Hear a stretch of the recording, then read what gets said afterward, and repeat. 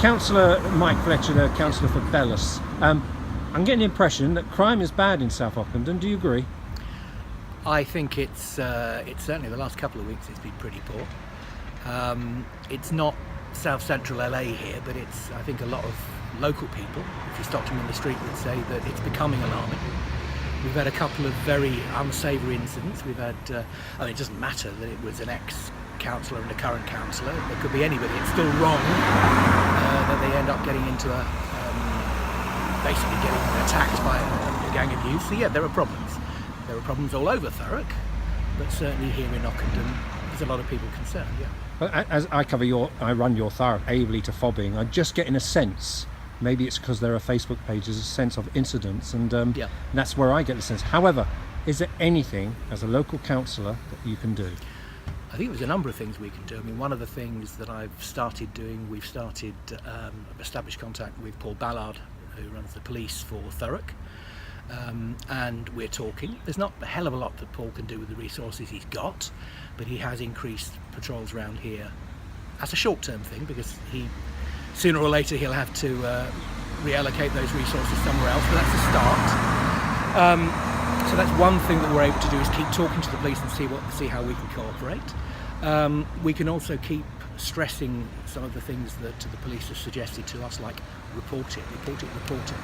Anything that's going on, the more you report it, you may not get an answer, but the more you report it, without being funny, it has an impact on their stats. The more their stats show that there are things going on around here, the more the more attention they will pay to the ward. So that's something else we can do. And thirdly, what I've started to do over the last couple of months is I've started to get in touch with and talk to groups of people and individuals in Ockendon who, like, a lot of people have had enough, but there are people around Ockendon who want to do something about it, and do something positive about it. Not, we're not talking about the vigilante squad. But there are people talking about vigilante There are people squads. who are talking about that, and this is the danger, because if you do nothing, if the police are seen to do nothing, if the council is seen to do nothing, people will start to say, well, let's take matters into our own hands.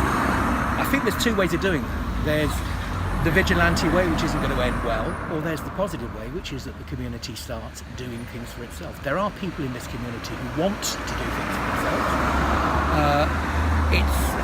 For me, it's my job to talk to those people, get them talking to each other, provide whatever help I can, because at the end of the day, one of the things that I can perhaps do that they can't is talk to people in council, see what kind of help we can get. But it'll be down to those individuals, not to me, that things start happening differently. And I think they will start happening. Things will start happening. Yeah, is there actually anything for people or young people to do in South Ockendon? What is like, even right now on a Friday afternoon, what is actually on a lovely warm day, what's actually able to do? We have things. I mean, we have a great boxing club behind us, which I've just seen one poor lad come out of it looking totally knackered. It's a great way of sport generally is a great way of diverting some of those energies. We've got Thames Rugby Club, which I'm helping at the moment with their rent review, because they are looking at increases in rents, which potentially could could damage their future, could put their future in question. And it's clubs like rugby clubs with their juniors and minis, it's clubs like boxing clubs like this that I think offer an alternative for kids. They don't have to be out on the streets, they can be doing something. But I think there's a lot more we can do, and I think, to be honest, it's not just about finding things for the kids to do, it's about finding ways of talking to the parents. I think we talked before the election, and one of the things that was coming across was a bit of apathy growing, that, well, nobody's going to do anything, nobody's going to help us, so why should we help ourselves? And this is why it's so important, coming back to these people and groups within the community who want to do something for themselves. We've got to encourage that, because you can't make, I suppose what I'm saying is that you can't prop up a community from outside. It's got to come from within, and we have got people, we have got groups, we've got clubs in Ockendon, in Bellis, who are prepared to do that, and we've got to support them. Just a couple more questions before we finish. The police can only do what they have. Absolutely. With the resources that have been slashed. Yes. However, some will say, well, we're apparently going to be promised 16 police officers coming to Thurrock, so you'll be hoping quite a few come here.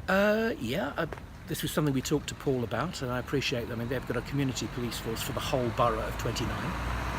And I think of the 16, you're looking at something like 6 would join the community force. They've got a similar number going to the local, if you like, the local crime detection force. It's not big numbers.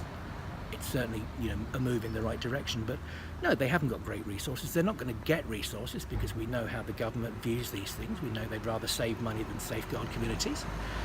What I do appreciate the police are doing is trying to do the best they can with their resources. And all people like me can do is to make sure that they're looking at areas like here, not forgetting them, not putting them out of sight, out of mind, and just trying to make as good a use of their resources at the moment.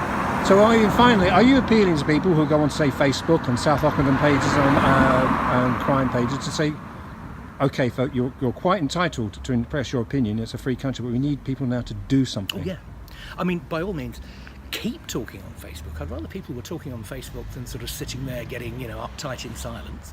But yeah, there are ways to get involved. If you're that exercised, if you're that anxious about the way the place is going, there's the Ockendon Forum, which meets once a month. They'd love to hear from you. There's groups around Ockendon who want to, as I say, who actually want to start doing positive things, to start getting positive news stories coming out of Ockendon. You know, talk to me, Fletcher at thurrock.gov.uk. Drop me a line. You know, tell me what you'd like me to be doing. Give me ideas as to what you would like to, any ideas you've got for helping to improve the community, and let's work together. Because at the end of the day, the good thing about all this stuff on social media is people care. So we can convert that care into doing things and taking part, and even just, you know, giving up a couple of days of your own time a month, if that, to doing something about it, then we've got a real movement for good.